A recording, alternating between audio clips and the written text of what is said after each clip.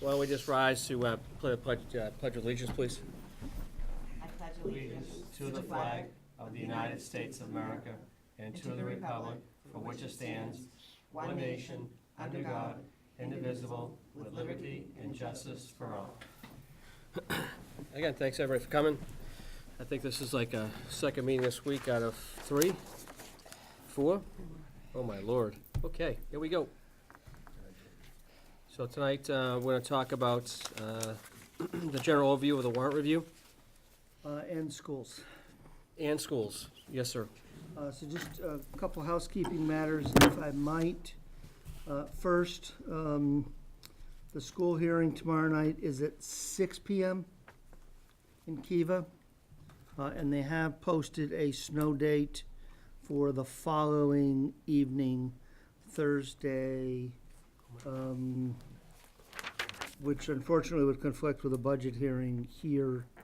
And we can kind of sort that out when you get back to it. So just say the prayers, light the candles, and hope that tomorrow night can go forward without a problem. I do want to distribute for those who are not able to join us at the joint board meetings. I'm not sure who the keeper of the excess copies is going to be. Cameron's coming. Yeah, so if we pass an extra one down there. Yeah. And then I'll have one for Doug. Oh, okay. I'll come back to this in a moment once I have everything distributed. Is the projected budget for the regional school district, and this one is for Monty Tech. Monty Tech will be here in front of the select board Monday evening, the 26th, Mr. Chairman. It was the only, I'm sorry, folks, I hope you can join us. I gave them a couple of nights, included the joint budget hearings, and they simply weren't able to make those, so I took what we could get. And, I mean, my suggestion, frankly, this is not a huge increase for us, more than we'd hoped, as often is the case, but maybe look at it between now and Monday night. I just know how much it's gone up. I haven't spent any more time on it than that. So, I don't know if you want to talk about the schools in general. Do you want to go through the warrant and then come back to the schools at the end? Yeah, let's do the warrant first, and we'll come back if that's agreeable to everybody. Because I School's gonna be what the school's gonna be, so. no, exactly. I didn't hear you, Joe. He's School's like, gonna be what the school's gonna be. school's gonna be what the school's gonna be. Stop saying.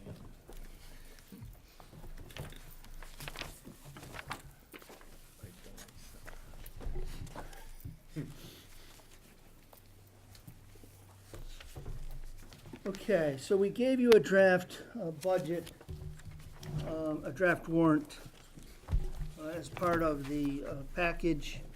And since then, we have had an opportunity to carry out the first review with town council.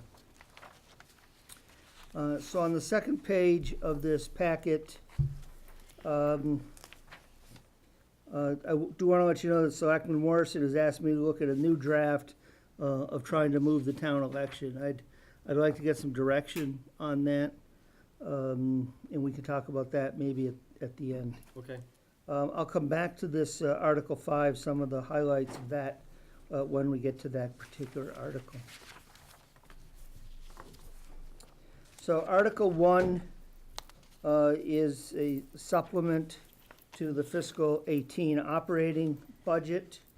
At this point, I'm asking for $17,250 to backfill the selectmen's budget. We've had 3 law cases. One of them alone was a little over $13,000, and that was the day mill. Yep. amendment of the 40B comprehensive permit. Another one is just started, but that's around 1,500. And then we have one that's around 3,500 so far. Other than the litigation, we're actually in very good shape on the, even two of those three cases were in pretty good shape, but that day mill at 14,000 really kind of put a dent in a $60,000 budget. Treasurer collector, we spoke to you about this last night. This is to revise the billing template so we can issue 2 real estate tax bills. So you'd get a bill, the estimated with 2 coupons on it, and you would get a bill around January 1, which would have 2 coupons on it as well. And originally, this had been talked about to try to save money. It does save money. It lets us stay within the budget because they discovered they had not been billing you properly for these many years. The right to farm signage that Lori spoke about last night, we pulled that out of the operating budget to try to get it done a little sooner, and frankly, to not have it in the operating budget. Snow and ice as of Sunday evening, we had a deficit around $53,000. So that 50 may change a little bit between now and when you have to finalize the warrant. Those are the 5 accounts that I'm looking to backfill and the reasons for them. So unless there's any questions, I'll move on. Any questions? No. Okay, thank you. The consent agenda, pretty brief. You don't do a lot here in this community. So it's the report of the town officers, reports of the town committees, and new thing with the Municipal Modernization Act last year, if you'll remember, we amended the bylaws to establish several revolving funds and to spell out the receipts they would get, what it could be spent on, who was the authorizing authority and such. So now what you have to do annually is simply set the spending limit. You no longer have to do all that repetitious language of years before. And that constitutes the entirety of the consent agenda.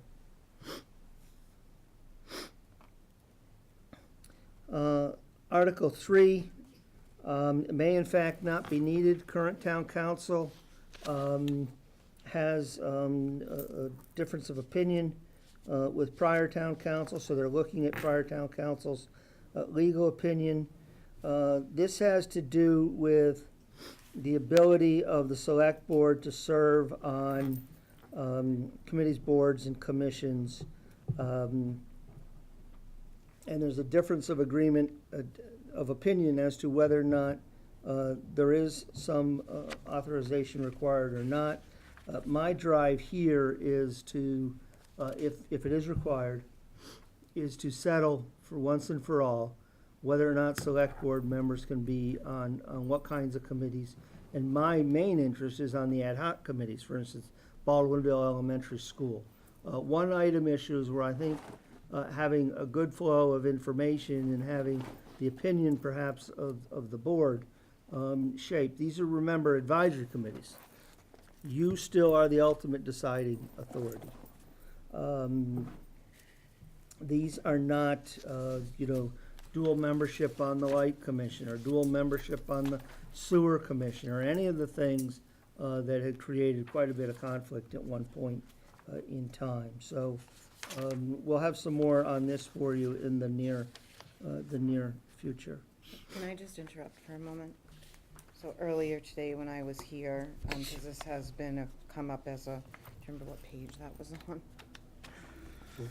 So this came up in the 2009 DOR review, and I had asked Carter to print this for me because I wanted to make sure when I reviewed this as well, it came up that selectmen are on too many committees.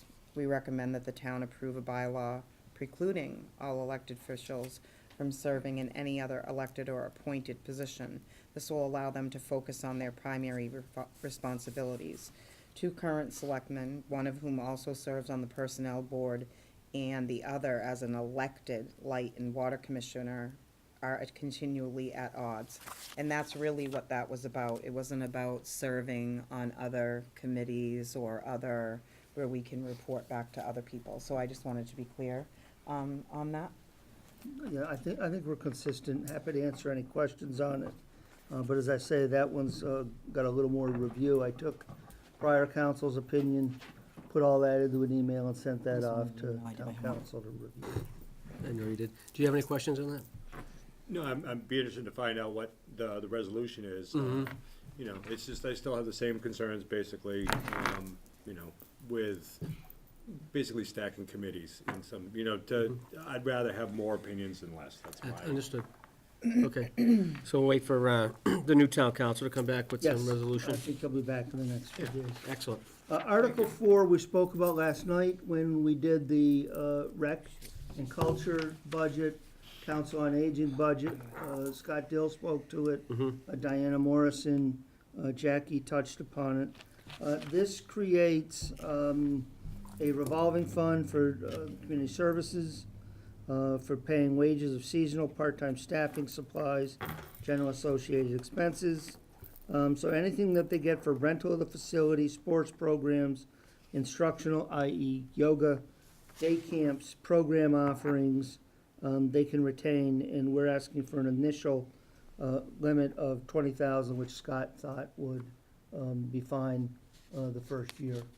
And it has the advantages that I think we spoke about last night, and I'll not wax on over those.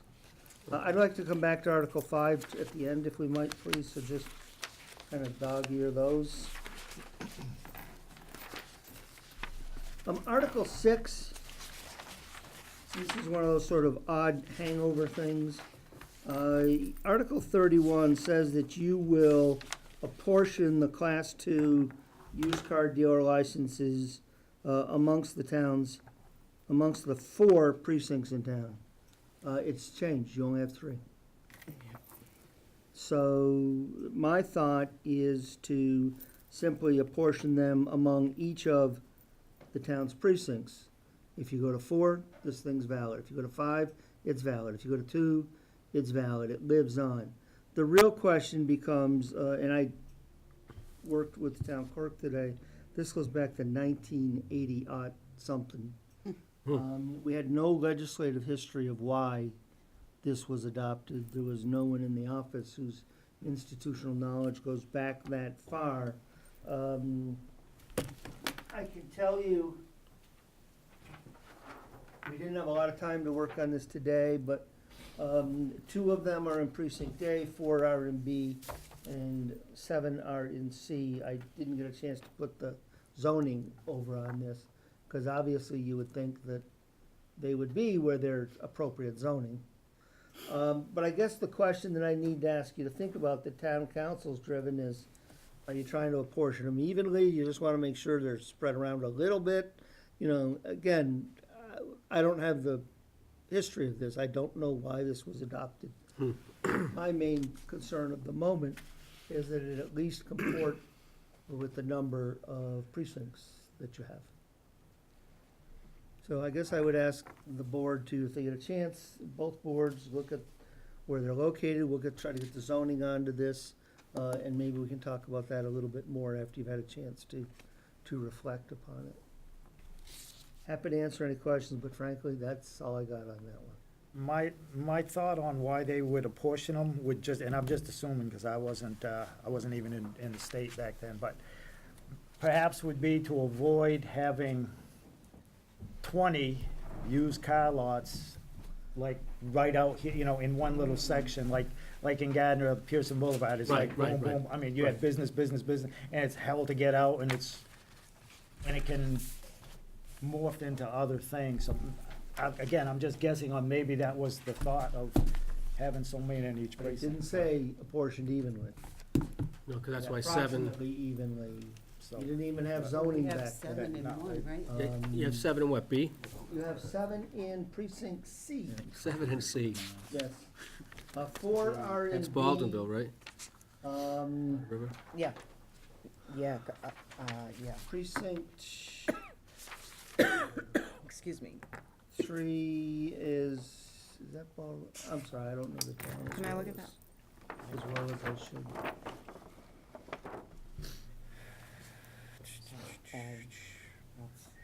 You need to go out in those snow Here. plows.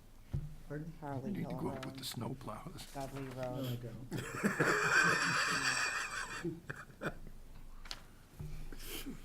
Last chance. Last East chance. Templeton. Hope you're right. That's it, oh, that's great. That's 3. What are you all looking at me for? You have 7 in East Templeton. You're the only one Oh, look, who's look, praying for right it. here. Oh, yeah, that's true, yeah, yeah. So we'll get the zoning on that. We'll have Wilson, that in our Constantino, office. I'm gonna Scott, ask you to look at Yeah, that, I got you. because if we need to say you want them It depends on apportioned the zoning. evenly, or, yeah, that's what, You know, but you didn't even have zoning when this was all adopted. right, so, So, We need to check that out. I got a little work to do. I'm gonna ask you all to take a look at it. I just don't know. Okay. Article 7, the Veterans Advisory Board was adopted as the Veterans Oversight Board in 15. Unfortunately, it was kicked back by the Attorney General with a substantial number of changes and questions. Wasn't substantial, but it was a couple. Fatal. Thank you very much, thank you very much. Because that would be my error. Thank you, thank you. I'm just saying.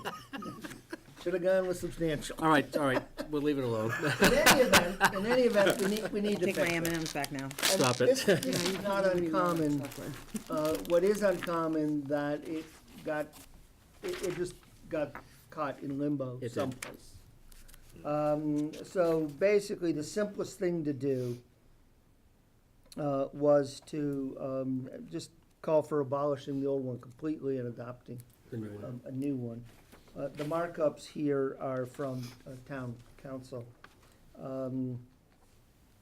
So we've got a 3-year term, no more than 2 members expiring each year. In the next one, town council has pointed out that in the absence of a specific bylaw or a charter provision, boards cannot remove members. And the simplest thing at this point was to just take it out of Right. this document, rather than trying to complicate it further. Can clean that up down the line if you Yep. want, with a general bylaw that allows the appointing authority, after notice and hearing, to remove members for cause. Okay. That would be generic, it would just apply Mhm. across the board. It explains, vacancy be filled for the balance of the unexpired, meet quarterly, file an annual report, and, again, look that one over, but I think this will address the AG's concerns Absolutely. without much trouble. Article 8, these are a variety of amendments to bring this bylaw into, I'm not gonna say compliance, but to take advantage of the Municipal Modernization Act. Right now, everybody has to be delinquent by more than 1 year. This amends it so that it's basically delinquency at the time the list is issued.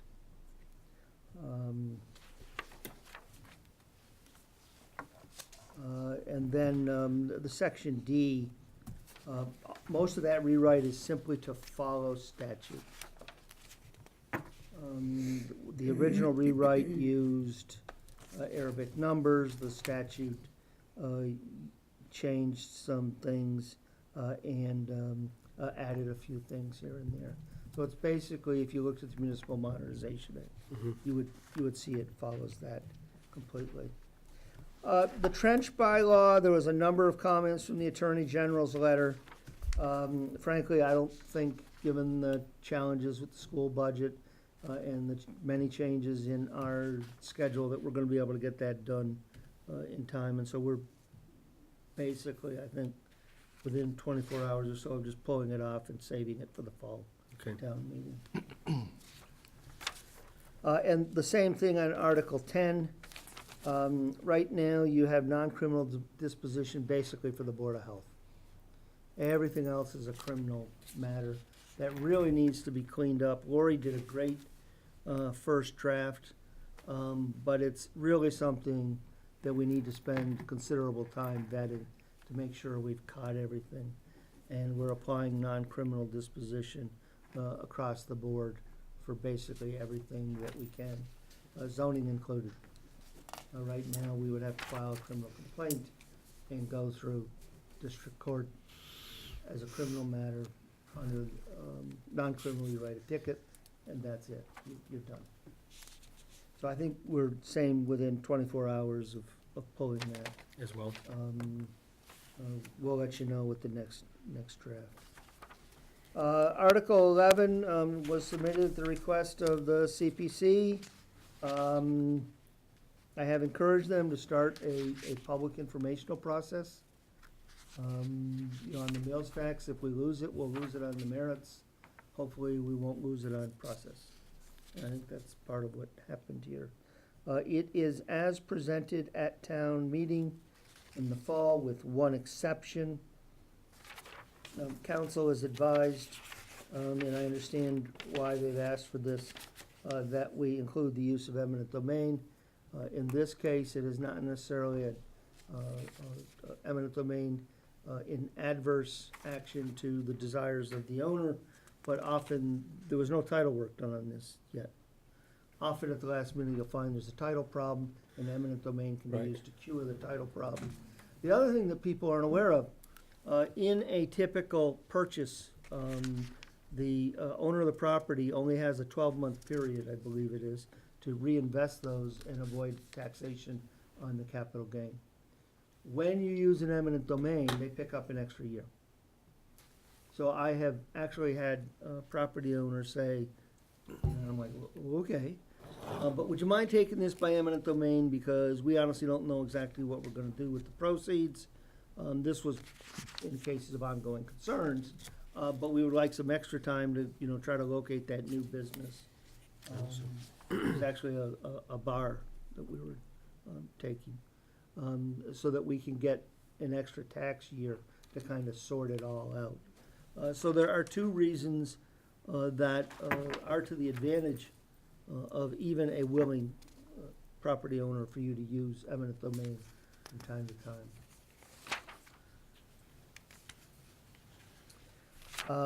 Article 12, acceptance of Lafayette Road as a public way. You've laid that out on or about February 12, as I recall. Yep.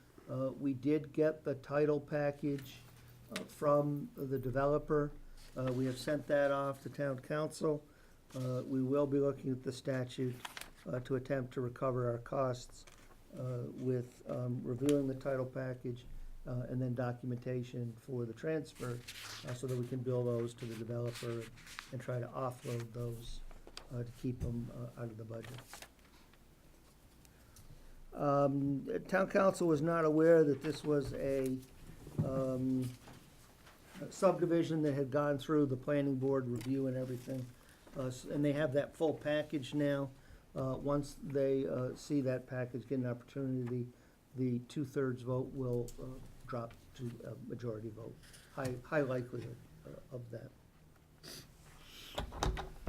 Scholarship fund, property valuation fund, needs, Article 14 needs a modest adjustment. We've just gotta check Leanne and I on some wording so that the money can be used for interim work, 5-year recertification, cyclical inspections, and associated costs or something like that.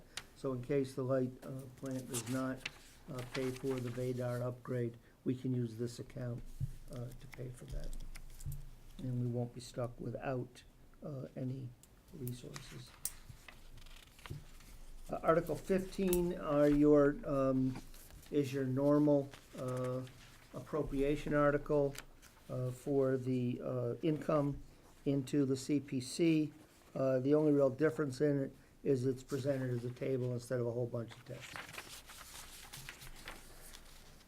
Article 16 are 4 projects being presented to you and to the community for expenditures out of the CPC reserves.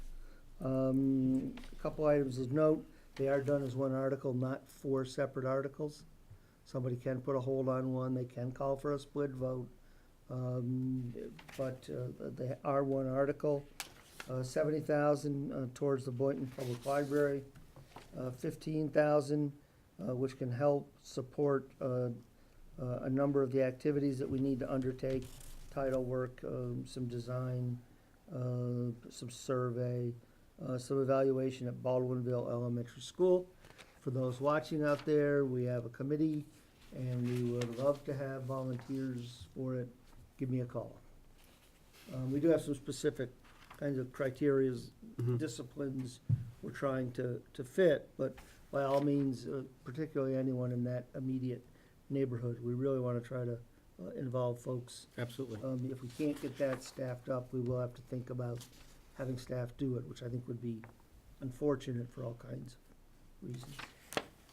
Article 3 is the supplemental award to the Narragansett Historical Society. If you'll remember, they did do the ADA accessible door, but there's no ADA way to get to the ADA accessible door. This is the ramp to get to it. Article, the section 4 of that, I honestly don't know. I'd have to reach out to, I mean, I think it speaks to itself to some degree.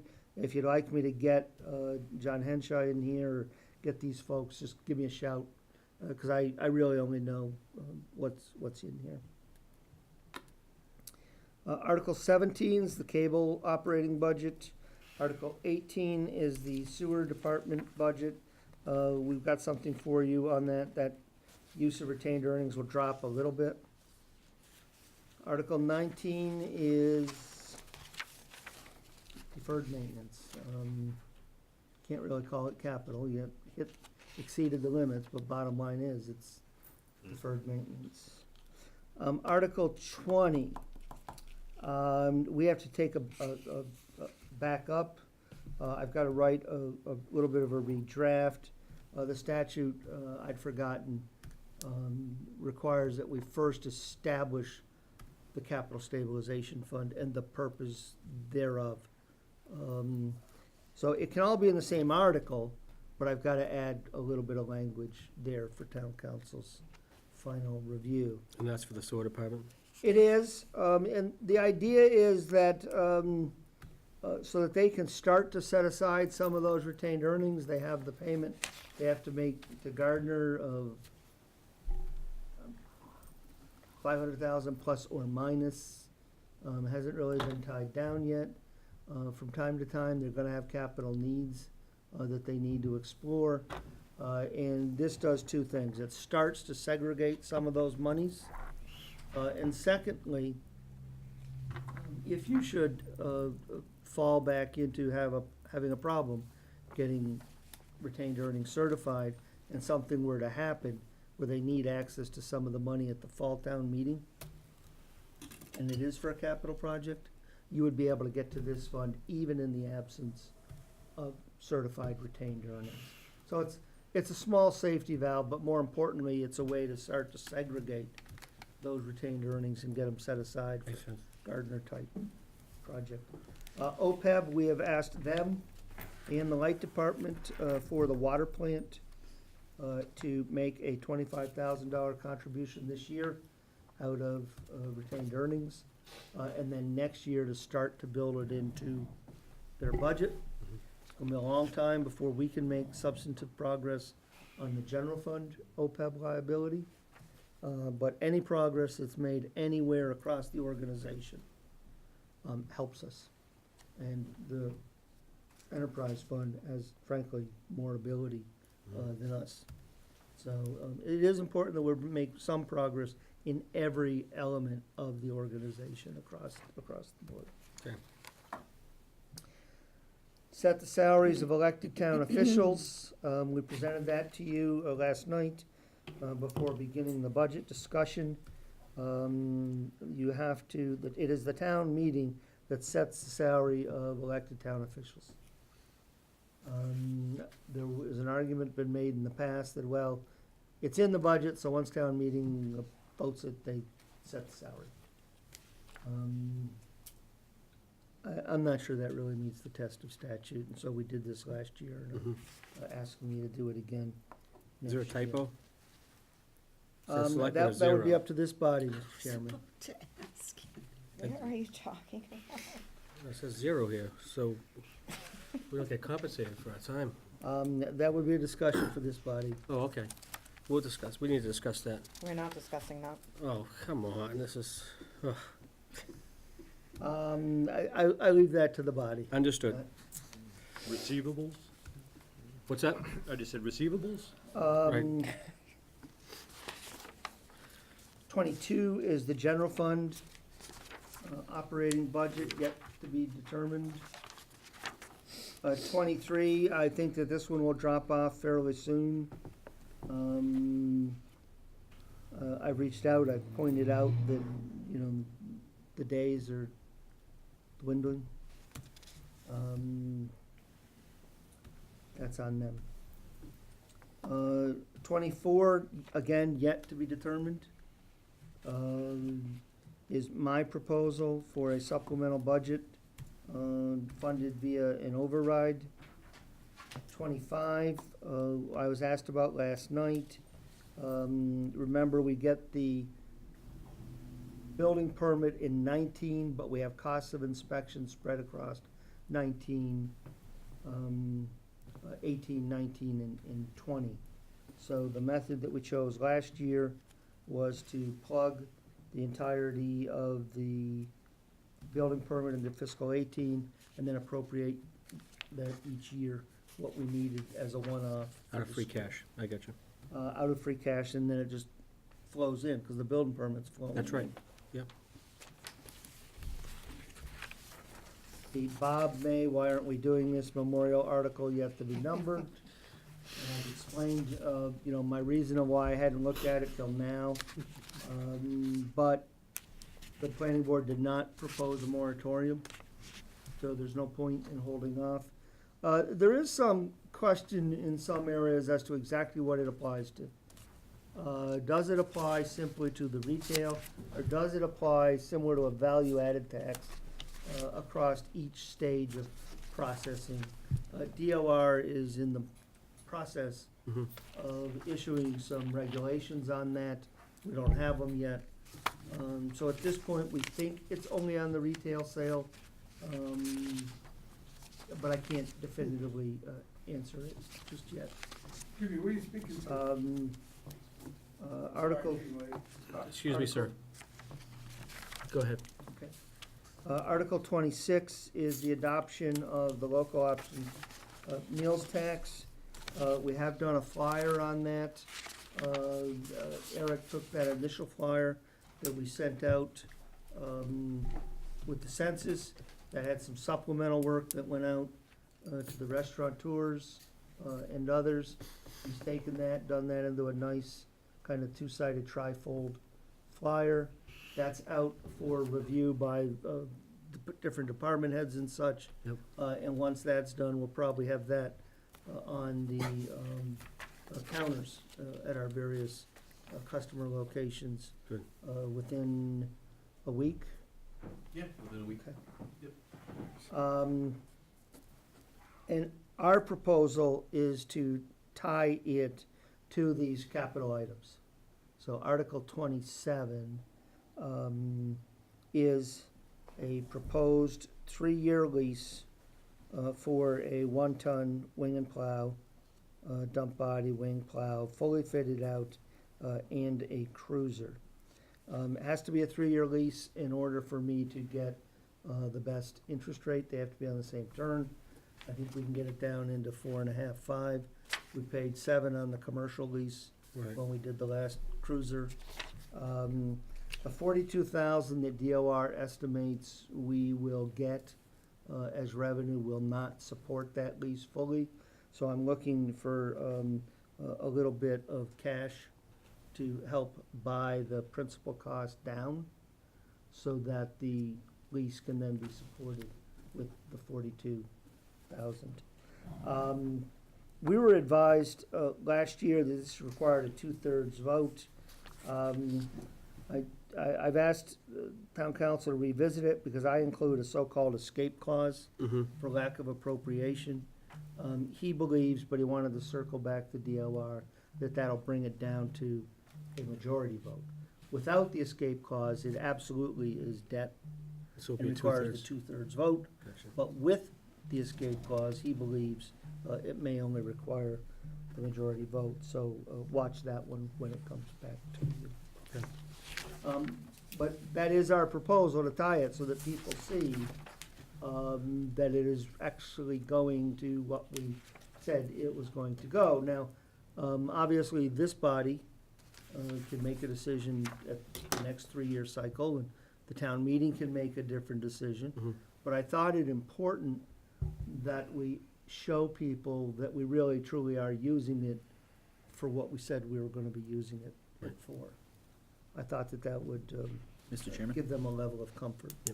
Yes, sir. That 12.5, is that coming out of what account? Free- I think this one was free cash, if I Okay. remember right. On the car? Yeah, just out of the 12.5 that we're paying it From free down? cash, Yeah. Okay. yeah.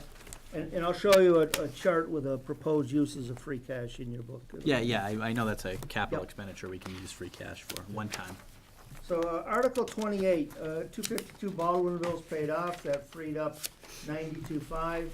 I know that a lot of communities will sort of go, oh, thank God, now we can spend it on the operating budget. I try to keep it on the capital side. So this is a policy decision for this body. The disadvantage of using it on capital is the override's a little bit bigger. The advantage of using it on capital is it starts to address your horrific need on the capital side. This 92.5 would support a lease over 6 years of, in total, $555,000. Same, probably 4.58, 4 3/4% interest. Obviously, depending upon what the Fed does when you go to actually close the lease. And again, similar to the question that Cam just asked, we can't pay for it completely just off the lease, so we gotta have some cash down to buy that down, and that again, Cam, would be free cash. Okay.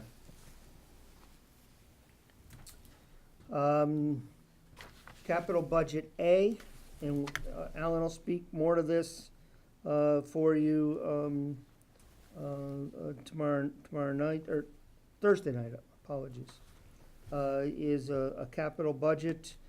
Some of these items are being paid for entirety here. Some are being shared with the municipal light plant. That has to be finalized and will be finalized by the time we need to lock the warrant in. Okay. That would be paid with $45,000 of free cash. One of the advantages of having your books in order is you can also get overlay surplus certified. And the assessors have certified available overlay at $15,000 for the coming fiscal year. I usually try to use only about a third so that you can sustain the use of it Right. going down the line. Capital B is the Gilman Waite project. That's being funded $30,000 in total out of several sources, 10 from the schools, which you pay 85% of. 10 from the rec fund, they have some donations. Around 9,300 from the Pajari fund. This would be the last of those monies. And because you don't know how much is in interest until the day you actually go to transfer it, there'd be a small shortfall, $700 plus or minus, and that would come from overlay surplus as well. Okay. Article 31, I know you've got some pondering to do on that one. That's the potential supplemental borrowing on the police station. 32 and 33 are your schools. And we've got 1, 2, 3, 4, 5 citizen petitions. And unless, I'll go back to 5 in a minute, but I did want to.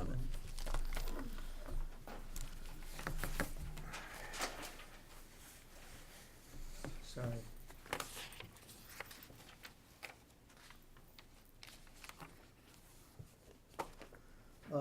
Here are the draft ballot questions. Number 1, I understand you need to settle upon a number and a purpose. So that certainly is subject to change. And number 2 is you need to settle upon whether or not you wish to proceed with that. But those have both been reviewed by town council or bond council. So with that, I'd like to go back to the page 2 of this packet and speak to Article 5, which starts on page 5 of your warrant package. So I'm proposing some changes to the advisory committee bylaw. The first one, which is in Article 2, Section 6, currently calls, and this is where you have a lot of your town meeting information. It calls for copies of the advisory committee report to be made available 2 days before all town Point meetings. of order. It's, I got a point of order. I can't hear with the background. Chatter, sorry. He is, thank you. Go ahead, sir. okay. Eric? You can't engage Can you in go out in the hallway? conversation. You'll have to take the citizen out in the hallway. I just wanted to get a copy of the warrant. That's all Thank you. We can accommodate that, that's not a problem. All right, thank you. So, the proposal here is to strike it, for 2 reasons. The primary reason is that I believe it more appropriately belongs in the advisory committee section of the bylaw. They're isolated, they're separate, unless you know it's there, it could be easily missed. So this is a responsibility of the advisory committee, rather than having it stuck into where the town meeting section is, I believe it's better off in the advisory committee section. Moving on, the proposed change on page 6 clarifies that if there is a failure by the moderator to appoint at the town meeting, that their person sitting in that seat can continue on until their successor is appointed and duly qualified. Holdovers is a fairly well-recognized concept, but it's always cleaner if you can provide authority for holdovers in your bylaws, at least I think it is. The second is to clarify vacancies. What triggers a vacancy, and you had the discussion about the board could remove if they miss 5 consecutive meetings, based upon advice of town council. That really doesn't work unless there's a specific bylaw authorizing removal. So like the Veterans Advisory Board, this would best be dealt with a single omnibus bylaw in the future that covers all committees, as opposed to trying to, is it there, isn't it there, did they have that authority, don't they have that authority?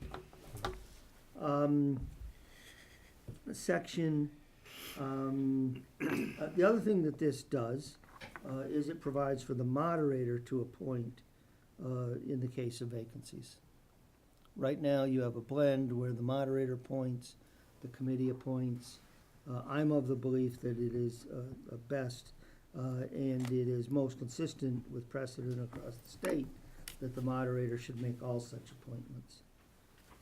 Section 4 does two things. Really, it really does one thing, and that is right now, you have to file by April 10th or 14 days before essentially a special town meeting. Again, it's practice, it's approach. I think especially if we have conversation about potentially moving the election, moving town meeting, that you have to have your materials to them 30 days before the annual meeting. And then if the meeting gets moved, it's fine. And if it gets moved again, it's fine. If it gets moved again, it's fine, because it's always 30 days before the meeting. Makes sense. Unless that's a special town meeting, which I tend to refer to as the fall, with the hope you only need 2 a year. It'd be 14 days, which it currently is. So that's basically to tie delivery of those documents to a reference point, that reference point being the date of the annual town meeting. The changes to section 5 are threefold. The first is that when the town adopted the bylaw amendment that put the development of the budget in the hands of the town administrator, in consultation with the Board of Selectmen, they did not include a superiority or a superseding clause. They didn't say, and this change supersedes anything that went before it that's in conflict. Part of that, I think, may have been because there was a change on the town meeting floor. Originally, it was going to be substituted for this, and instead it got moved elsewhere. And so nobody thought to say, well, wait a minute, now that we're not changing this, but we're moving it, we should have a superiority clause. I understand it was done on the fly, it was done on the town meeting floor. So this clarifies that potential conflict. It clarifies that the advisory committee, under this proposed change, is to comment on all warrant articles, even citizen petitions. Because citizen petitions may have substantial financial impact. It could be an appropriation for fill in the blank that's gonna throw the budget completely out of whack. It could be to buy something that's gonna have an operating cost. It could be as simple as, I got a citizen petition one time from one department to buy something, and we said, okay, it passed, but I won't sign the purchase order. Because 3 departments were able to buy that one item and then use it collectively, they simply had to put the right logos Right. and such on it to make it work. So having, in my opinion, the advisory board enabled to comment on all of the warrant articles, it's an expansion of their responsibilities, but one that I think would provide additional insight for the voter.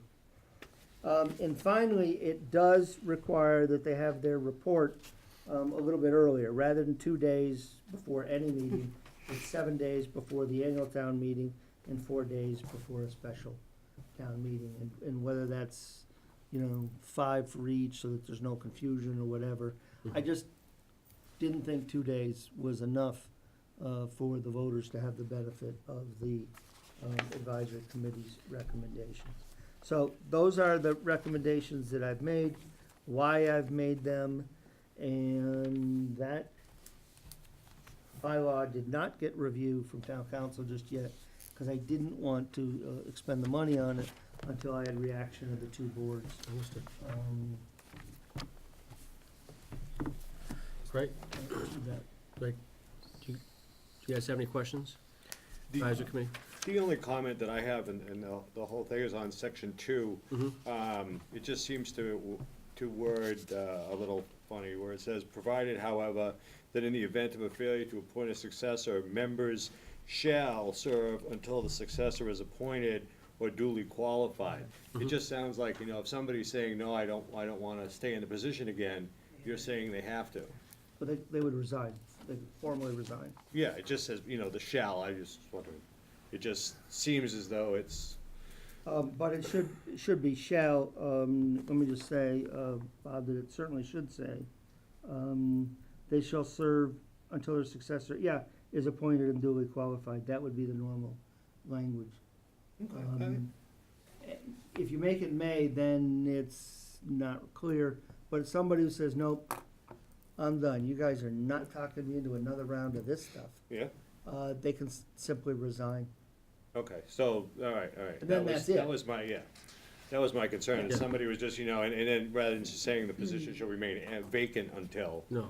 yeah, makes sense. So, I have a question on that one, that very same, it says that, said committee shall choose its own officers and shall serve without pay, except the chairman, who shall receive such amount as voted upon at the annual town meeting. And it is my understanding, and you can correct me if I'm wrong, that the chairman has not taken any funds.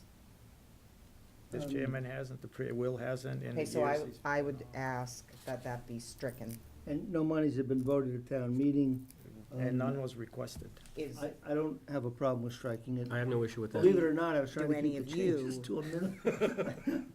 well, But if there's no objection. if I it's said always striking it. been there and there's a reason for you all to keep it, I'm asking for it to be stricken from the record. I'm of the opinion that, when we took that out in 12 for budgetary reasons, Okay, that they should They- stay. In 12, when we had to make up Okay. snow and so ice I was Right. gonna 5 ask for years that ago, to it was be taken out. improperly Okay. used, Yep, we don't, we took away all of that, Okay, and so if you it don't never got mind. added in. And it wasn't asked for this year in our budget. So, Okay. subject to additional review, I'm gonna consider that for strike through Sure. at this point. Sounds good. yeah. Yep. And, Yeah, 'cause, I also had in section, see, I've marked it in my other book and now I have to make sure I'm in the right. Sorry, I wanted to get you the markup with town council. Sorry, I marked my other book. Um, So in comment. section, 6, I, in the discharge of its duty, said committee shall have free access to all of its books and, which you should have. But my issue was, I wanted to add, officers, boards, and committees of the town shall, within a reasonable time, what did I write? Within a reasonable time following the request. I mean, it shouldn't be requested today and expected tomorrow, because our employees have jobs to do. So I just wanted it to be clear, I just wanted it to be a little bit clearer, and if that's acceptable, I wanted to add that. And then, is that all right with you? That's 6. That would be section 6. To add that in after the town, committees of the town shall, within a reasonable time frame, following a request, furnish said committee with, and you strike upon. And then it would be ended at the same thing, and then in section 7, I would like to put a period after, and the conduct of town business period, and strike the rest. Sure. Regarding section 6, we actually made a recommendation on the language of that during the presentation. Remember, we said 5 days within time of request, or 5 business days between time of request. Oh, you wanted 5 days? I'm Well, sorry, I don't we know if I specified- remember that. Yeah, we That was the specified number. what the turnaround time was, just to be. And then for, Oh, I'm sorry. for a starting point, I mean, Yeah, because I don't think anybody expects, right. although if it doesn't say it, I guess one could make an argument that, hey, I'd like that, like now. Is that 5 days, 5 business days? If we're gonna set a fixed limit, given the staffing and not knowing where we're headed, I guess that's I would ask just- everybody to consider 7 business days. In my I would opinion. be 7 to 10 as well. Just would through say those- I mean, Okay, that's a I'm just- normal public records Because, request. yeah, but- because we normally meet on Wednesdays, any requests a vote, it would come probably Thursday, and then. I might actually not even get it till Friday, Right. that's not a business day. Right. Right. But then, I mean, 7 business days would work better for us if folks Yeah. could see their way clear. Well, I mean, they're the ones, I mean, Can you it's guys fine do with that? me. It's- Well, they also have VADAR access already, so Well, they- that they're was- requesting a lot of Yeah, stuff. that anyway. That was, too, yeah, that was so- before, yeah. I mean, But I'm there's- just saying doesn't necessarily give us reasonable everything, but timeframe. yeah, give us Reasonable to me is most. not 2 weeks, so, Right. you know. I'll give you the keys. Thanks, appreciate it, appreciate it. What's the public No records? thanks. 7 to, I thought 7 it to was 10 would be good. Sorry, Anybody remember the public records? I think it's 7 to 10. It's 7 I to think 10 it's business days. 7 to 10 business is- Why don't I just pick the same as the public records Yeah. request? If it's good 7 enough to 10. for that across the state, would that be good enough here? Especially now that you got the VADAR Act. That's what I'm thinking, the stuff that we. And it's within the Meeting 2 weeks of our turnaround, meeting we have access schedule, to. so. Yeah. That Let me works. take a look at the statute and come back to you with something, and Okay. see if we can come up with something that people can find agreeable. And then there's the other thing, I don't know if it got changed in Municipal Modernization Act, but where just residents can go into an office during regular business hours and request to see records. And if there's someone who can show them that they're supposed to have access, you know, during regular business hours. And I think it's usually been if they're free, they have the time, they can show it to you, otherwise like you'd make an appointment to come back, Yeah. but. Oh, I see, to show their stuff. Yeah, like if, say a resident just comes in and say, hey, I'd like to see the warrant for, last week, the town's warrant for the weekly bills. Uh, And if the accountant has time, I guess you could say, sure, sit down, I'll get them for you, but if, I am busy, how about next Monday? So it's not unreasonable to have a time period like that. Yeah, I mean, you can't We'll- expect, yeah, we'll the double next check. day. And then, You do know the legislature does not impose any of these requirements upon itself. Thank you, Carter. I'm sorry, Diana. I slip into editorial mode. every No, now we and got then. you, that's good. We get it. What, did you have another change? yes, I got in it anyway. section 7. 7? to- Article 7? I think, the next one down, Oh, section. to, just, Sorry. it shall be the duty of the advisory committee to make an annual report of its doings with recommendations relative to the financial matters and conduct of the town business, period. Yeah. So strike the rest. Strike the to be 'Cause it already contained in says the to be annual contained. town report, because period. it's already gonna be there anyway. Period. That's good. I'm okay with that. You guys okay with that? Well, You okay with that? So- Thanks, Jeff. On section 5, where it has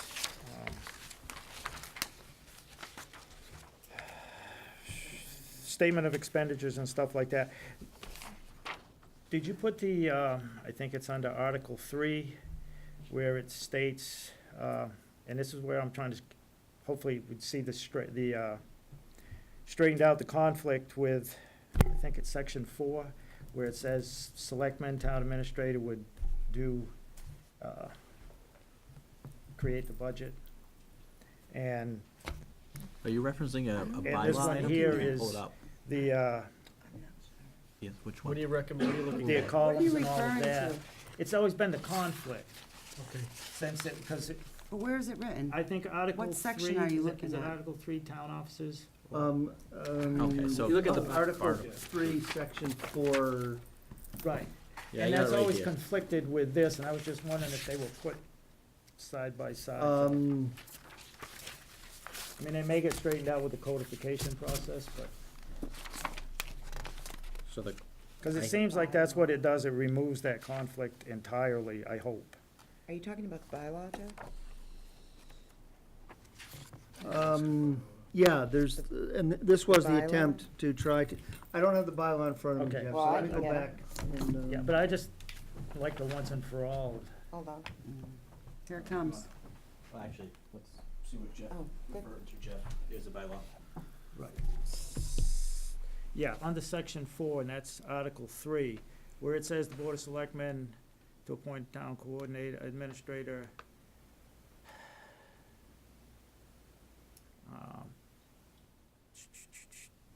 shall receive such aggregate, no, see, I think that's the old one, because it was the following year, it said, it's when they would say, there's legal opinion, we had a question whether it was to be a section 4 and a 4A, because there is another section 4, I'll have to talk to you about this, because I can't keep it straight, but this was to create the town administrator position. Well, they had a Scrivener's error in. Following in year. numbering the amendment. They, I think that they made it erred in create- not fixing that Scrivener's error, Right. and instead took it literally, as opposed to saying, this is clearly a mistake, we made it on the fly, but we're just gonna renumber it.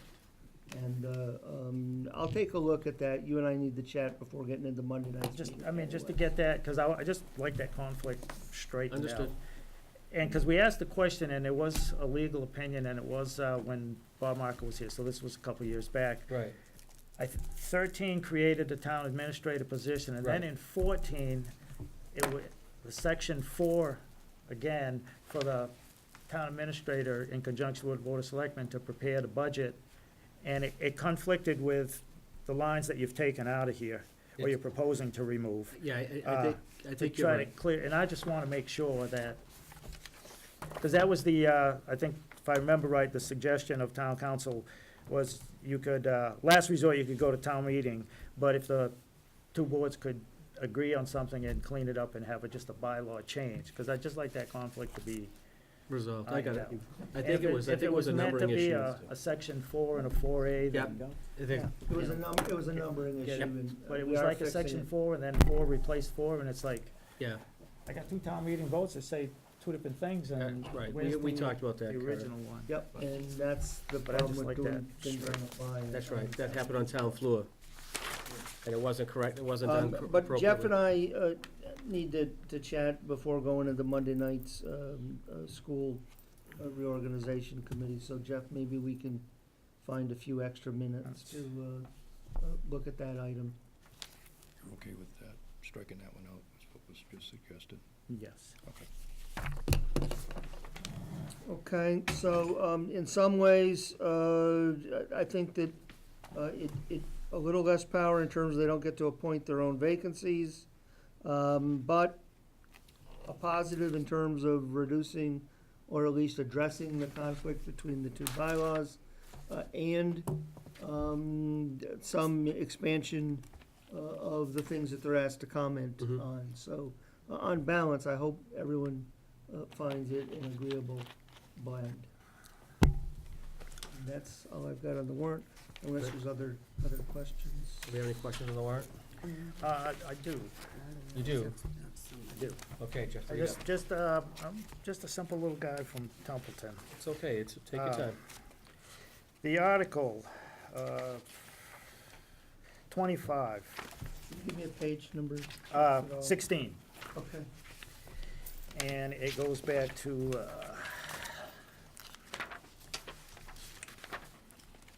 like I said, I'm just a simple little guy, I need, Oh, yeah. 25, yep. okay, and then, and I'm gonna flip back to page 3 with the annual spending limits for revolving funds for the plumbing and gas inspector Yes. and the electrical inspector. Mhm. So I just want to get it straight. Where in the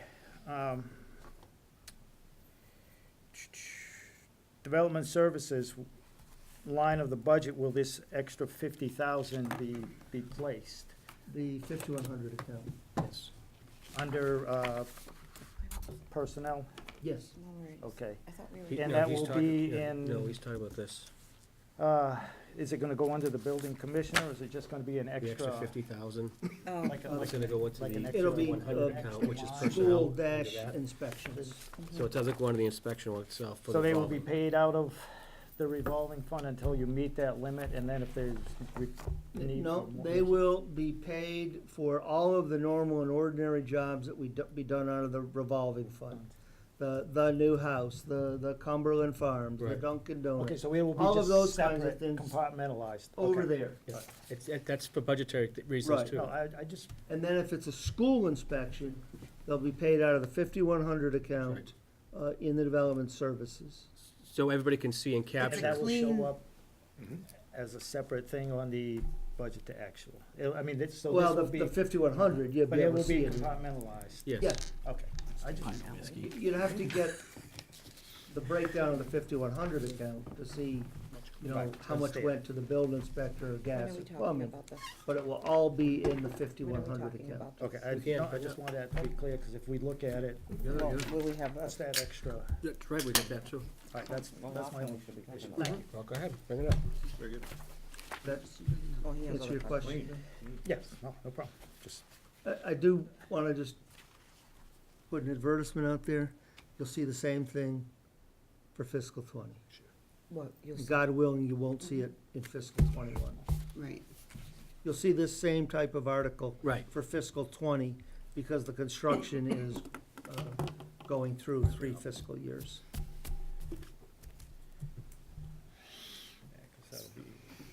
yeah, that'll be the wrap up, What? hopefully. Don't hurt yourself thinking of it. When's the school go online? Theoretically, with the open of the school year in the fall of 2019. So it's like a year and a few months away. It's not, it's really not that far away. September 2019. And then, I don't wanna be working in the assessor's office Stop it, when them bills go up. stop it. I moved here in 2003. I should say I moved back home. I thought my 2-year-old was gonna get to go to a new elementary school, and in 2019, he'll be graduating. Yeah. I moved here in 2005 with the expectation of a new school, I'm happy, though. but my kids will get to go to it. Shut up, John. So, Yay, me. is that all the questions you? You have any other Jeff, questions, on Jeff? that? No, that was just two things. That was it? Just that bylaw gets set straight and Yep. that revolving. Sure. Mr. or May, That extra account. everything look okay to you? Good. Everything look okay? Diane? Yeah, so I wanted to know when we were gonna discuss are we discussing the election ballot questions next? Or are we discussing the override or Article 24? I still have something relevant to or- the warrant. Yeah, she's Sorry? talking about the warrant. She's Oh, talking about the override of the warrant. Oh, I It's thought part you of s- the warrant, but we Okay. also, these were passed out, Yep. you got, yeah, I think are it's we later. discussing these next, or? You can just discuss the Oh, warrant. no. You can discuss the Well, warrant it's, first. they're both on the Mm-hmm. warrant, so. Shoot, yeah. So tomorrow night, you've got the school committee. And at this point, I've had a lengthy conversation with the superintendent. He understands exactly where we're coming from.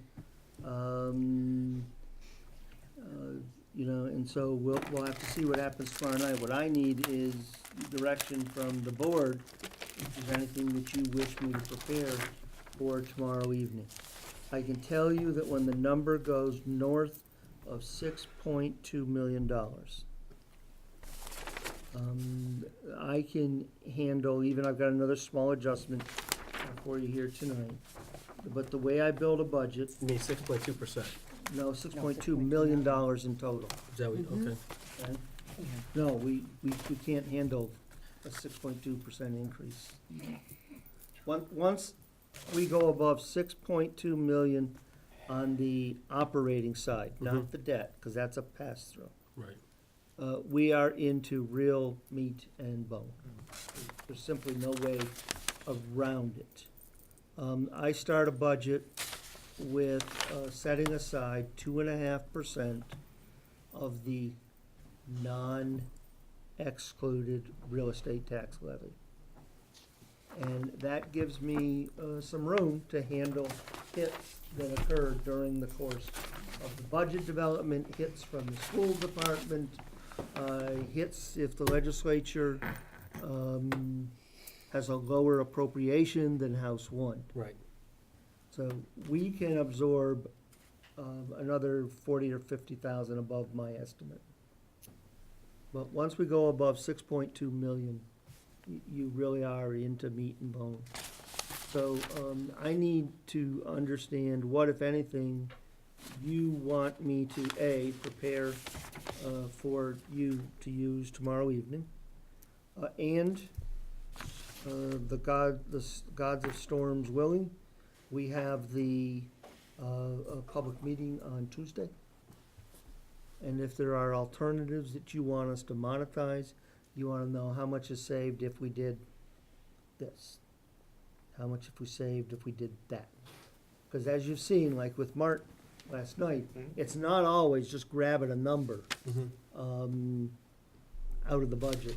Because it may have a revenue connected to it, it may have a fringe benefit cost connected to it. There may be, as was mentioned, a building cost to it. If you are looking at a building, do you want it mothballed? Do you want it kept open in some fashion? I really need to know what those, if any, possibilities that you might think about or want to talk about Tuesday night are, so we can put numbers to them, because I'm pretty good on the fly, but it's always better if I have a little bit of time to try to get it. If we can get a Tied down. one-page kind of bullet sheet as far as what our new growth was, what our estimates were gonna be based on your projection with our projections. I mean, just so everybody can understand and I see. thought he had I'm sorry for interrupting you. That's okay. I thought at the, multi-board meeting, he had done He had, something. he had something similar, but this, I want it a little bit more, detailed, so. Okay. Meaning, you know what I mean, so, But along that concept. Exactly. just That one pager that I had. that's it, But maybe try to flesh out a few additional items. right. I mean, do you guys, as the advisory committee, I mean, you see these numbers as well, do you have any input or insight? Well, could I comment on that? You go, feel free. Please. I was gonna ask if I could share some analysis that I did on that budget. I did put it together and sent it to the members of the advisory committee, but with all the storms that we've had, we haven't had a chance to, Okay. review it. But,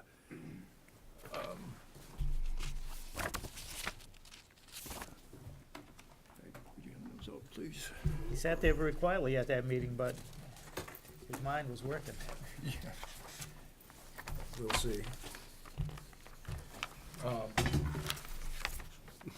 What I did was, I looked at their budget proposal, which, and I'm only looking at the assessment amounts. I think you said the same thing, Carter, the debt is just a pass-through anyway. Yep. Right. So I took that out because I was trying to see what has the growth been over the years, the true growth. And when you leave the debt kind of skewed that, it adds to the base. It can go to zero and it doesn't assist us Right. anything. It assists the tax rate, but not the operating budget. So to see what the true increase in the Templeton assessment has been year over year, just for this FY19 budget, it does represent an 8% increase over last year. And if you go back to 2003, there's a total of over $2 million in increase over, 6 years in their assessment to us. And I understand there's other factors that go into how they calculate the assessment, but bottom line, this is what impacts our operating budget, and that represents an average of over 6.5% per year that we've had to accommodate.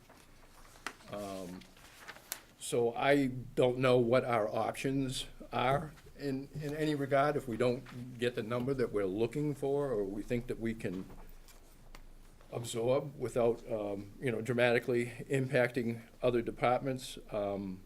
We can come back to that discussion later, but, I was just making a recommendation here that any increase over 2.5% should be subject to an override. And then I went on to just look at some obvious opportunities that I saw in their 19 budget to, reduce some costs. And the first one was, and I was assuming the new school, elementary school, was gonna come online, and we'd have to take advantage of that for most of the year. And their budget should project some savings, some economies of scale. Yes, if I may, Yeah. unfortunately, although the new building opens up in calendar 19, Right. it doesn't open until fiscal 20. So that is fiscal 20, Yeah. okay. Well, that's, in any case, something we should be looking for in the next year at least. Some cost savings in that, because there's gotta be, it's just logical that there would be some savings by replacing those two very expensive schools, old aged buildings that are so costly to operate and maintain with this new efficient model. And also their administrative costs. I know this budget, they're looking to add an assistant principal and some advisors, and I was thinking, again, you get everybody housed in one building, there's gotta be some admin savings in doing so. You mean when it goes to the new building? When it goes to the new When building. it goes to the new building, yes, and their budget has merit, and I agree with you, when it comes to the new building, which won't open until, the fiscal year 2020. But Baldwinville Elementary is bursting, at the seams. It is, and Nat North, can only handle so much himself, and I can't imagine, how overwhelmed, he must feel, and, running, just that whole place himself. And thankfully, he's not running between Templeton Center and Baldwinville, which is what they used to do before. And that runs a risk in itself. I mean, a 2.8% overall, increase. And this is, differently how, you did it compared to how they did it. Were you gonna say something, Carter? Oh, I'm sorry. But, in the high school, when they talk about, you have 4 students in one class, it could be, AP classes where, that's all there is. So, what you say here, replacing, high school teachers with elementary school teachers, I think that, asking those questions is important. Very important. And I see the, 6006 to 6491 to, yeah. And there are, in the presentation that he gave, and all the student ratios, and I don't know, I remember, being in large classroom sizes. I don't know, Like 32, maybe I'm 35 things are different nowadays, and I'm not saying for or against, I'm just having a conversation. I sat right next to you, in that meeting, and I had to go. So, having our budget and having their budget, and, feeling like that crushing weight where I feel like we're always taking it on the chin, you know what I'm saying, is just a lot. $485,000 would decimate almost every department that we have. More than, but yeah, I see what you're saying. And, school choice doesn't make, Any sense? it doesn't make it. So, Yes, Jeff. My immediate question to the school committee would be, and I would have to double check to see if it is actually, but on their website, you go on the district website right now, they show a principal for Phillipston Memorial Elementary School and a principal for the Baldwinville Elementary School. There is a statute, and I would have to double check, but I don't think it was affected by the Moore Municipal Act, that 2 or more elementary schools can share a principal. And I would think, in this day and age, with everything that's available to us, that 2 buildings that are probably 15-minute ride apart could share one principal. And probably that's about $100,000 with the salary and the benefits that could be chopped right off of that I know you got to throw somebody out of a job, but, you know, that would be my first question is. I know you can. Mr. Chairman? But Yes. no, it's, that's my question. That would be my question for the school committee. Okay, yes. I'd just like to say that seeing it in this format, I really appreciate seeing this, because I know in the last 7 years, the average had to have been more than 2.5%, 3%. And it's way over that. They've literally gotten 46% increase in 7 years from Templeton. We've done cuts, we've closed town, we've worked and crushed the numbers to take care of the school. So I think 2.5% is more than enough.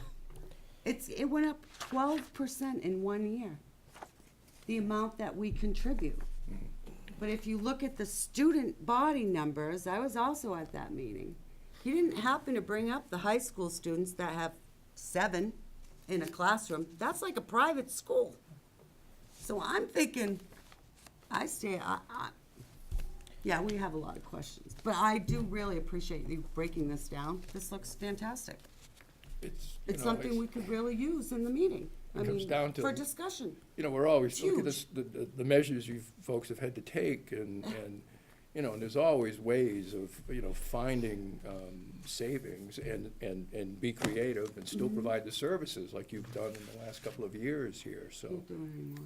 I mean, they can do the same without adversely impacting the quality of the education. And, you know, when it comes down to it, you know, the class size in the 5th and 6th grade, if it is 30 folks, 30 students to a class, you know, yeah, it's a challenge, but, you know, they do have teacher assistants and other support staff too to help out in that. And I don't know, it comes down to a matter of not living within their means, living within Templeton's means. And- Right. Right. And again, if they're looking for an assistant principal for the middle school, that whole building The was half the elementary. size, grade 7 through 12. And there's like, I don't know, 100 kids in there. But there was one principal and one vice principal. I just think that right now, the administration is getting top-heavy. And I think what they're looking for is when the new school opens in 2020, having pre-K through 5 in one building, having a second assistant principal on the ground would be beneficial and useful. Now, that doesn't mean that vice principal can't be, you know, also a teacher as well and have a secondary responsibility, I mean, which will be a it's- cost savings as well. we're just forced to have these discussions. Part of the reason is the state demands things and Yes. do not fund it. The supplemental bill, 2 of them they just passed. Yep. And again, they're not addressing Look transportation, at they're not addressing transportation, the special ed 72% this circuit year, breaker. 72%. They didn't even fund that.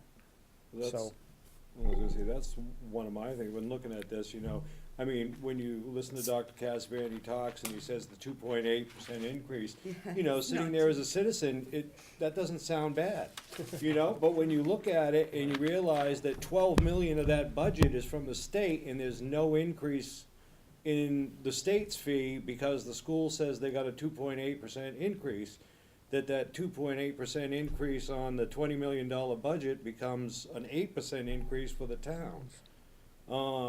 You know, and, I don't know, I just look at this and I just see that it's a recipe for failure. I don't see this with the school choice and the method of funding. I don't know how the towns are supposed to survive.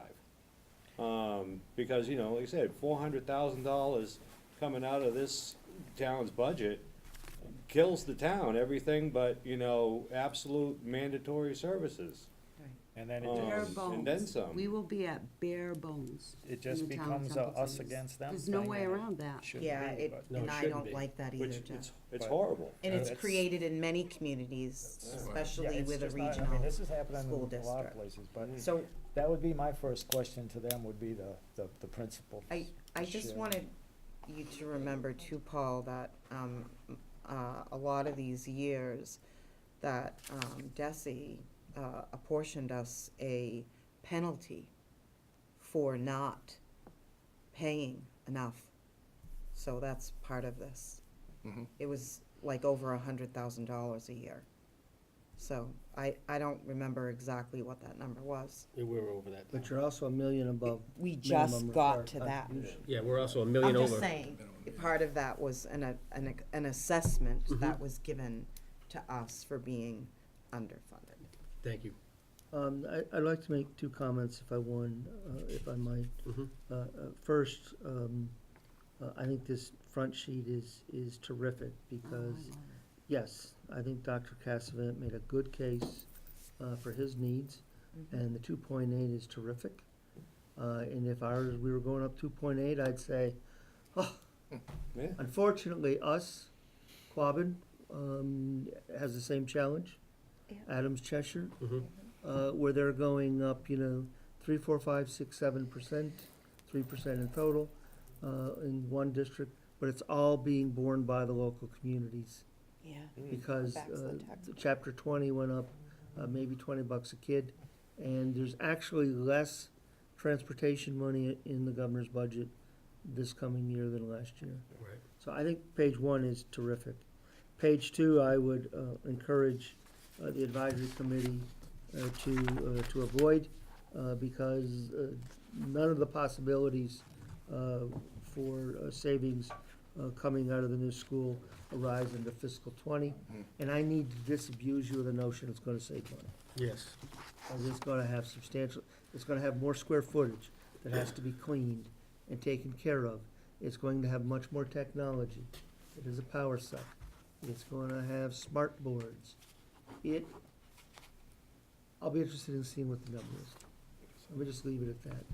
The last thing that I always get a little concerned about is when you start getting into, I understand what you're saying, but I always get a little concerned when we start telling them what to do with their line items, because we already have 1 or 2 members of the school committee that are already more than happy to tell us what to do with our line items, and how to deal with our free cash and the like. So I think the first, I just leave you with, I think the first page is terrific. I'll give you a graphic, a 2-sided graphic. Please. It kind of talks about there's only so much money in the bucket and where Yep. it's Okay. from, and then I'll leave you both to make your arguments. And can you So do the same unless there's thing? something else for tomorrow night, yes? And if you could do the same thing for Monty Tech, Yes, Monday I can night? have that for Monday night, Monday, certainly. maybe Eric, Sure. maybe Eric can do it? Yep, Thanks, Eric, appreciate it. yep. Drafted. I got you. Drafted. He's voluntold. Unless there's something else, we don't know how tomorrow night's gonna go, but we do have the public meeting coming up Tuesday. I know there are folks on these boards and in the public that are interested in trying to close the budget gap in means other than I've proposed. If there are specific items, if I could know what those are, we can monetize them, look at them, and have some numbers ready so that when people raise a suggestion, I'm not trying to pull it out of thin air or other places. At least it was there, yeah. Yeah, yeah. Yeah. I mean, I've heard all kinds of "I'm wrong," but frankly, so far, I haven't actually received any specific instructions or directions on things to explore. And you're the ultimate deciders, but I gotta know if I am exploring anything for you, or if we're just going into Tuesday night with a bit of a presentation of where we are and how we got here, and we'll do the best we can on the fly. Different issue.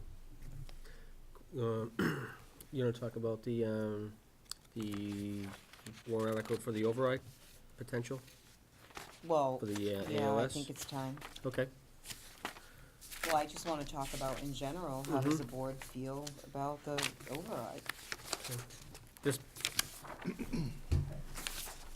Okay. We could talk about that. Well, some people seem a little uncomfortable with that. I'm not. I'm not uncomfortable. Okay, good. Advisory committee, you uncomfortable with this? So what suggestion, is everybody in favor, not in favor? The suggestions for Carter as to what to change? Which article was that? What page was that? Well, I just, it was, I don't know, Article 25. I don't know what page that is. Yeah, I'll have it for you, just 16. Close my book. Article, Oh, Article 24. 24. Oh, I'm sorry, On 24. page 16. Yes. I do have something I would like to distribute on that, if I might, Yeah. Mr. Chairman. More literature. Just kidding. Well, the only unfortunate part is Beva here isn't here to snarl at me. Who? Oh, good.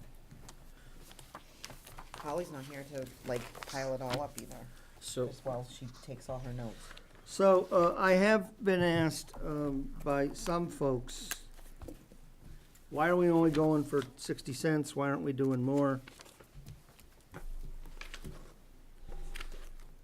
So I just want to distribute.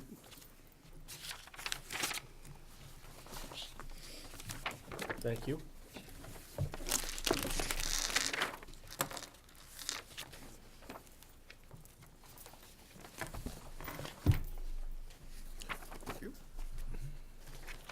So, the override as proposed, I need to be clear, does not actually fully support all the costs of ALS and EMS. In order to hit the 60 cents, and we had a discussion, a number of different people, staff included, of what we thought was a strategic number, something we could actually get past. Because putting an override that doesn't get passed is not helpful either. Right. So I just want the board to be aware that to get to the 376,820, we actually took 1,300 out, and then the Medicare and unemployment is not actually covered either. And I had some folks ask me, well, why aren't we going for 65 cents? So, just so you'll know, 65 cents restores all of the lump sum disallows in public safety, recovers all of the costs related to fire and EMS, reverses the Meals on Wheels cut, and puts $125 in the snow and ice account. Going to 70 cents, which I think everyone I've talked with has said that is just the absolute max they can envision the community dealing with it all. Does all those things and puts some money into the snow and ice budget. So I wanted to share that with you for thought.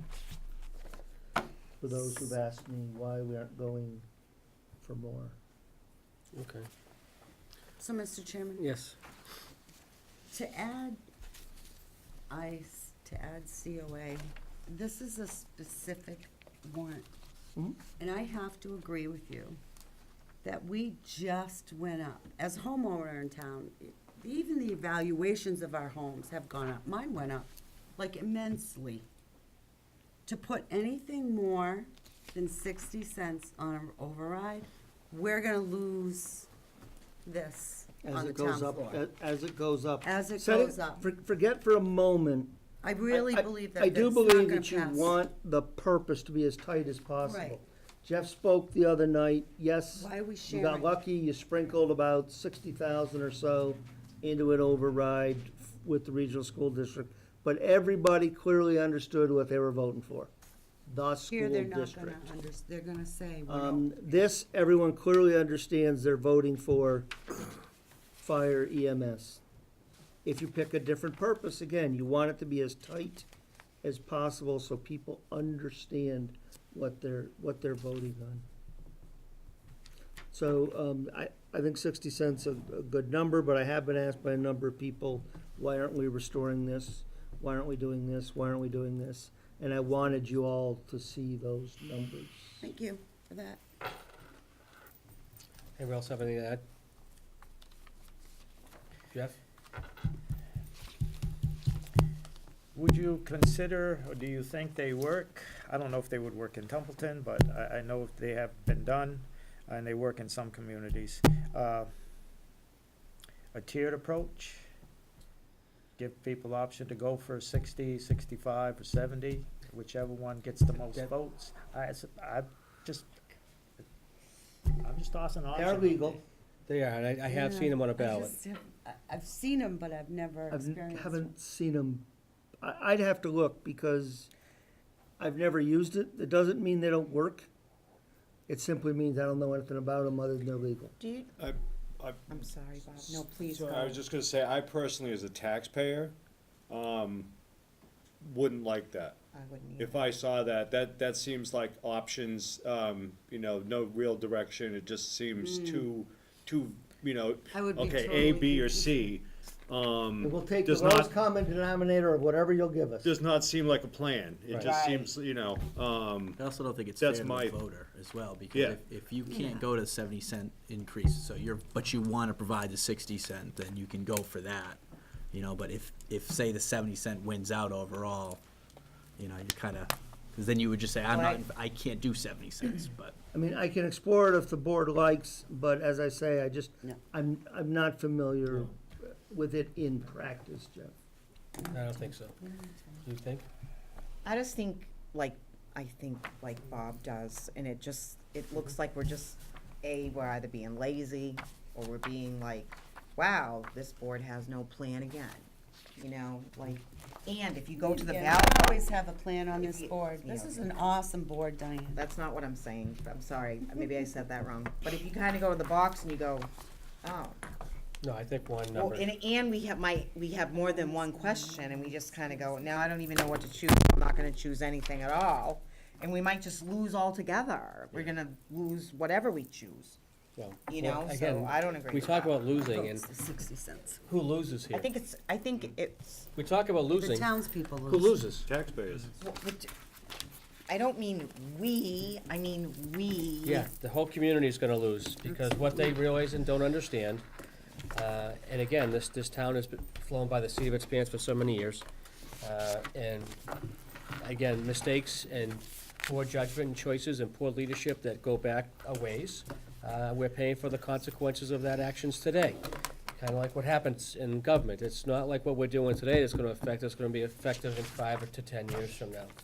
So, yeah, we are, the tax rate did go up a little bit. It's at $16.72 a thousand right now.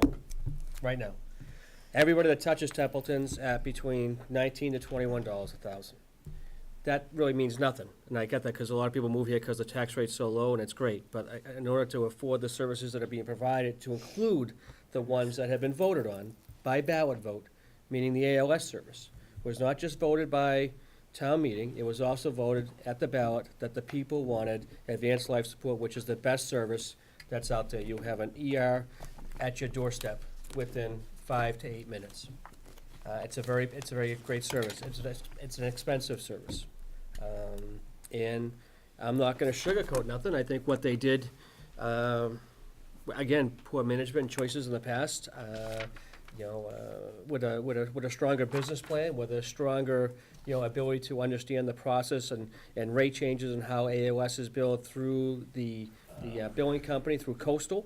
If you looked at all of that stuff prior to, putting this on the floor, they would have saw that they would have been short about $350,000 to start, 3 years ago. That didn't happen. That was this board. Huh? That was you and me. It was. Okay. But this wasn't, Just wanna take ownership. Oh, yeah, I'll take ownership, because again, the business plan wasn't here. The people voted for it, and it was just dumped in our laps. And then we didn't change the rates till, I think it was like 7 or 8 months after AOS has already been initiated. Let me say that again. Thank you, So, Carter. the rates were changed 8 months after AOS was already working. The money lost from that revenue, it's revenue we'll never get back. But the people need to understand, if they want the service, unfortunately, there's not enough money in the fiscal budget to pay for a service like this without having an override, without being educated and informed of how this is gonna work. And it's for a specific reason. I think 60 cents is perfect. I'm a taxpayer here too. And, you know, and I want ALS. I want a medic at my doorstep if there's something happened to me. And they need to realize, and we all as a board need to come collectively and stand together with the advisory committee and the rest of the citizens of Templeton to say, if you want ALS, this is what's gonna happen, you know? And I don't even wanna speculate, if this override doesn't pass and ALS is lost, how is that gonna impact the community? How is it gonna impact the geriatric and the elderly of the community? And also everybody in the community. Impacts everybody. I mean, everybody will be impacted. Some way, somehow, some shape or form will be impacted, because then we won't have an ambulance in town. There will be no rescue in town. There will be no transport service, Ever. period, in town. And that's what the people need to understand. And, you know, shame on us, shame on me. You know, maybe we should have done things differently. Maybe I should pay more attention.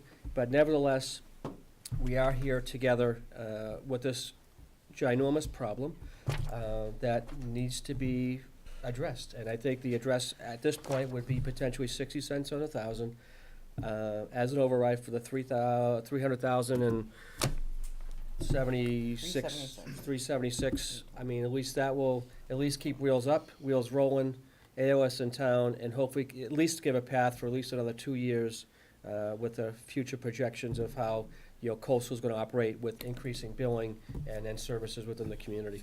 And obviously, utilization of ambulance receipts receivable, obviously, is still the primary use of that funding is for the ambulance. The town is not touching that money. We don't want nothing to do with it. It all goes back to the ambulance receipts receivable, to the fire department and EMS. So, if anybody has questions out there in the public, about questions with this, please, you know, email the Board of Selectmen office, please, email the town administrator, email any of us on the board, and hopefully we'll be more than happy to answer any of your questions. You have anything to add? Well, Cameron didn't agree with how we were handling this, so does Cameron have other suggestions? I still don't agree with it. I mean, our backs are against the wall here. I mean, I understand the need for it. It's a terrible gamble. I've already pledged $500 myself to buying signs and doing mail-outs with the Templeton Center, for the Templeton Post Office. So, I mean, once this thing hits, I already plan to go on a campaign to save this, because it's just, I can't afford to say to somebody that we had to lose this service. So there's nothing I can do to recommend on a budgetary matter a solution to this issue. So the only thing I can do is raise awareness, and I plan on getting some volunteers and do door-to-door campaigns, knock on doors, and just raise awareness for it. And so that's the only thing that I have, other than, And signs will So become you available. don't see anywhere else in the budget to cut where you had said in the beginning?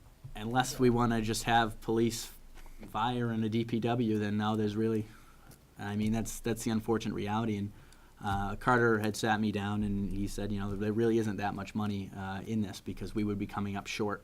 I think it was $50,000 when we looked at the initial numbers. So we would have to even dig money somewhere else. Yeah, I And mean, this was that's before the other side of it, we need to get people to understand is, we're using 250,000 of ambulance receipts that we'll have on deposit at the time of the town meeting. We'll have a little bit more, but we tried to be mindful of you all, DOR, so we'll use 250. If the override doesn't pass, yep, the following year we'll have about 100 and a quarter, 150 maybe. And the following year we will have virtually nothing. So if the override doesn't pass, there are two more successive shocks totaling roughly $250,000 that will rumble through the town's budget in fiscal 20 and 21. And the reason being is we still have to pay the fire department. You still have to send the first We responders. still have to send them. The truck still has to roll. The only difference is we're not transporting and receiving any revenue in the return. So what do you say to the public where we use the word hostage, we're holding them hostage? Well, I mean, verbiage is, Verbiage is important. It Words- is. Words matter, so people It feel does. like, why does it have to be on the, you know, on the ALS where they bring in revenue, why aren't we doing this with the police department? Why aren't we doing this with the fire Mr. Chairman, department? I'm can I just ask? asking. Yes, go ahead, Julie, go ahead. Good Can I question. ask how much revenue is coming in? They brought us this beautiful picture, you included, I was sold on it. me too. ALS, all this money, all this revenue, we They didn't asked get to it. support it. We didn't even get a third Well, of the revenue. But they do bring revenue. So it does bring revenue, it just doesn't bring what we need. I think on average, So- it brings between, what, We're not 275 and putting- we're 325? putting it out there because we don't, where are we gonna pull from to support this in our budget? I've looked through the entire budget. Me too. We're down But to I'm saying, police why don't we use a You're different getting, department? I feel like it has to be out there. We need to increase taxes in order to support ALS. I don't know where else we could support Before it. you went to ALS, you were getting around 2.25 Yep. in revenue, give or take. Mm-hmm. And that was pretty close to covering all of your costs related to that. So you go to ALS and you'll probably get fairly close to the projected 300 to 325 annually. The problem is that the uptick of $75,000 comes nowhere near close to covering 4 full-time, career, fully benefited firefighter. Paramedics. Paramedics, EMTPs, paramedics. Mhm. It's not there. And that's the real challenge. And the modest savings that you had, the chief showed you those. Even when you add that all together. It's just not there. Right. Yes, I was gonna That's a say, good That's, way of- that's one of the things that I think is very important for the presentation Mhm. at the town meeting, is, you know, the what else, the what happens if. Because I do believe that there's a, you know, a portion of the town residents that feel that it's just, you know, because this has a, you know, it's like the hostage taking thing, and oh, well, they'll find the money over here, or the money will come from here, It's or just whatever. not there. Well, exactly, no, and I can see that, I got the budget book, and I Yeah. went through it, and, you know, yeah, right, exactly, we could use some more zeros. And not at the front. Right. But, you know, I think that really, it has to be the drive from, you know, the administration is, you know, really how desperate this is, and how, you know, the effects of not passing this and what it's gonna do to the town. Right. You know, like, you know, it's been mentioned that we gotta, you know, send the first responders still. So we still have costs that we're gonna incur, but we're gonna have no income coming in. So we don't just cut it and run. You know, we still have the ambulance, you know, we still have all these expenses or items. I just think that. The challenge, if I may, Bob. Sure, sure. I don't mean to interrupt you, but there's a very important point here. We can make all those arguments at the town meeting, but we're presenting facts after people have made up their minds. because the So ballot the vote is PR prior to campaign the, Oh, really well. needs to start sooner. That is why Doug, and I agree with him, this is exactly what I helped one other community do, has been so driven This is it.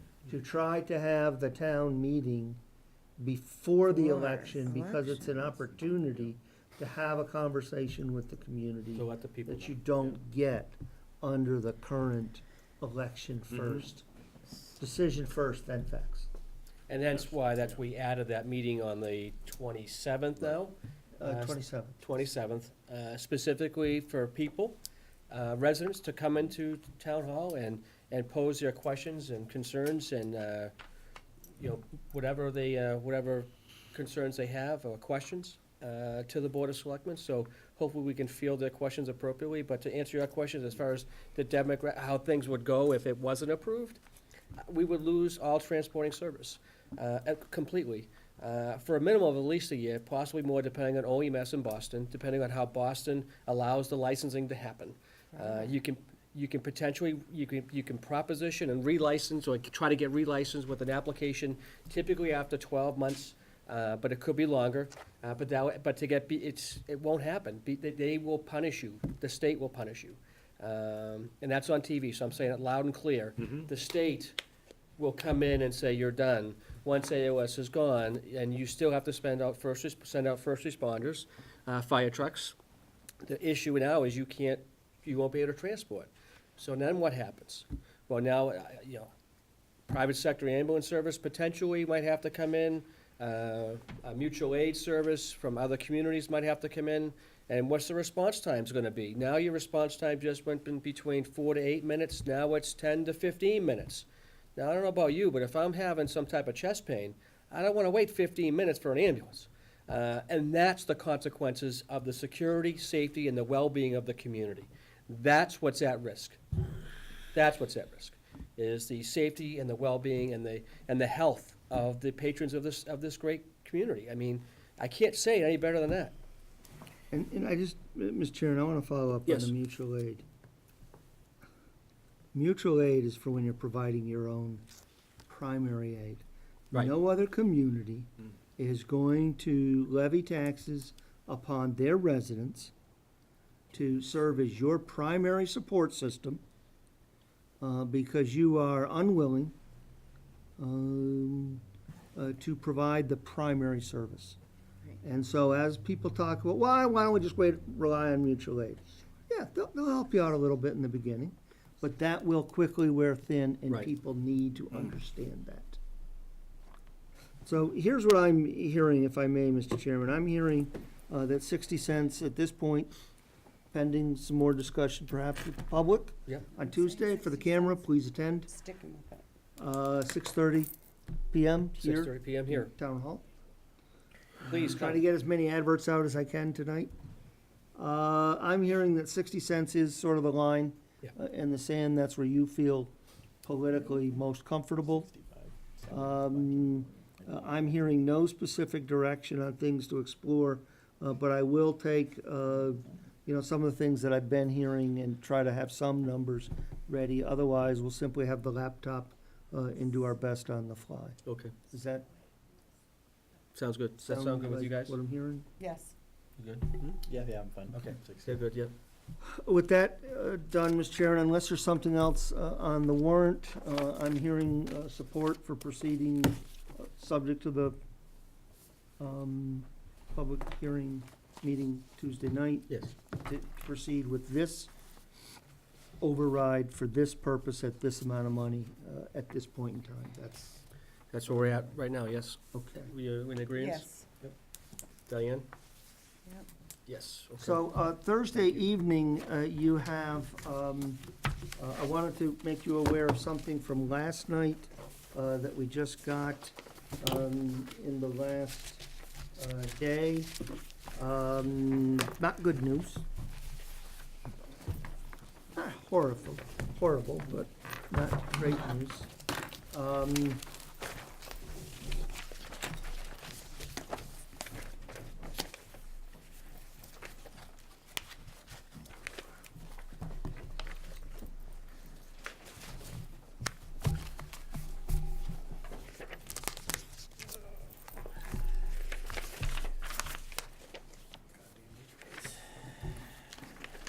These are potential revisions. To date, I'm doing the same way as I did last year. I'm giving you revision sheets, and then as we get to the end of the process, revisions that you agree to, I'll incorporate in the final documents. Okay, so that's, where is the memo from Holly? Okay, so I guess I'll have to give that to you the other night, because I've apparently gotten confused. I've lost something, if you can believe this. I lost something in all these piles here. But this month's phone bill, the feds and state have increased taxes upon those services. And therefore, we got a increase of and $5 in the phone bill. So we're gonna be looking to amend the IT budget before we close everything up. And my apologies, honestly, I've just plain gotten, that can go behind the overview sheet or wherever you're most comfortable in having it. So I wanted you to make you aware of that. That's a revision that we'll be looking for as we close things out. Thank you. Secondly, you'll see on that sheet a revision for the sewer department. They come in tomorrow night, or Thursday night, excuse me. The bottom right here. The hours. This is for the IT budget. That was the agreement? Thank you. The sewer department had come in with a budget of 36 hours. It had not been part of a plan to bring that employee into compliance with your policy on the reduction of benefits. We went back and forth, and after some substantial amount of time going back and forth, they did agree to a 2-year plan to bring the person in. I've given you the breakdown at length. Apologies to the advisory committee, there are a couple pages that are privileged and not for public release because they're personnel documents, but I think you'll get the gist of everything there. So that is something for you to decide upon. In my own opinion, having an agreement, although it may not be as closing the gap as quickly as we would have liked, I think having an agreement and having it done and behind us has some value. I did not indicate that I would support any of this body giving up its right to continue to manage personnel and structure, so this is not a guarantee of continued employment for anyone at any given hours. It's simply if we're gonna continue to provide that service in that organizational structure, that we would move from 32 hours to 36 and then 36 to 40. So I thought you should have that before Thursday night, because there is quite a bit in there to read. And the couple of adjustments we're looking to make, assuming schools do not go above the 6.2 tripwire. Again, we're safe within that method that I use for calculating the overlay surplus.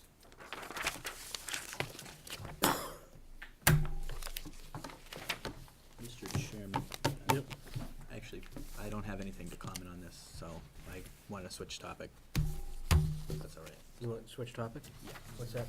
So, just for the warrant items too, we have Article 21, which is the marijuana or tetrahydrocannabinol on town property bylaw.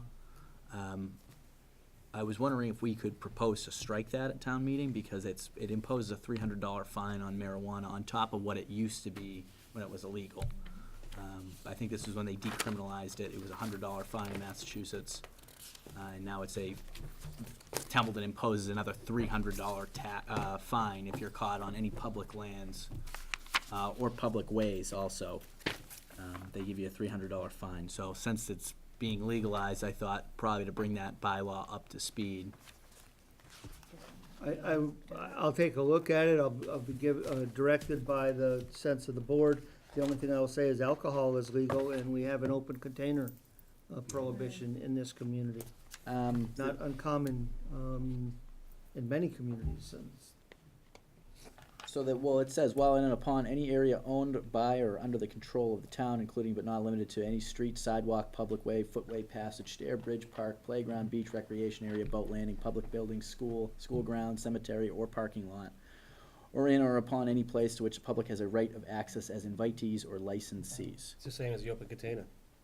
If you go to the open container statute. Yeah, it's the same- but this same is just verbiage. saying possession, so if I had marijuana, whether it was a medicinal or whatever, and say we did have a pot shop open up here, anytime I go on the roadway with this in my possession, I am, I understand what he's saying. If you step out of the package store, the container isn't open, you're in possession. We'll take a look Yeah. at it. I just wanted to make sure that that was cleaned up, because if, that's something that will be looked I at, see what you're and I saying. wanna make sure that's in Can compliance you with state give me the statute. reference? Yeah, it's on that, Article please? 21.